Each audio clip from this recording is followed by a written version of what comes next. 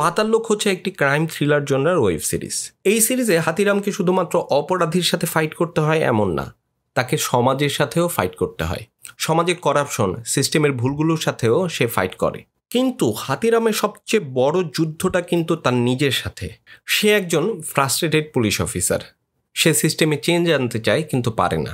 তার ভেতরে একটা মোরাল ডিলেমা কাজ করে, ন্যায় আর অন্যায়ের মধ্যে সে কাকে বেছে নেবে।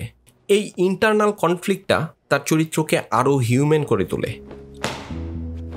পাশাপাশি সিজন 2-এ নাগাল্যান্ডের পলিটিক্যাল ইস্যুগুলো খুব ইম্পর্টেন্ট হয়ে ওঠে।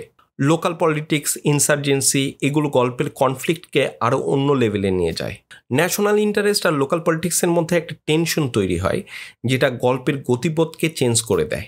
এইটা দর্শকদের শুধুমাত্র এন্টারটেইন করে না, আরও অনেক কিছু নিয়ে ভাবতে শেখায় দিল্লি আর নাগাল্যান্ডের মধ্যে যে কালচারাল কন্ট্রাস্ট আছে সেটা নিয়ে। ভারতীয় রাষ্ট্রের আর্থসামাজিক প্রেক্ষাপট, তার শ্রেণী বৈষম্য, আঞ্চলিক বৈষম্য, জাতিগত ও সাংস্কৃতিক সংঘাত আর রাজনৈতিক অস্থিরতা, এইসব কিছুই আমরা পাতাল লোক সিরিজটা দেখলে কিছুটা আন্দাজ করতে পারি।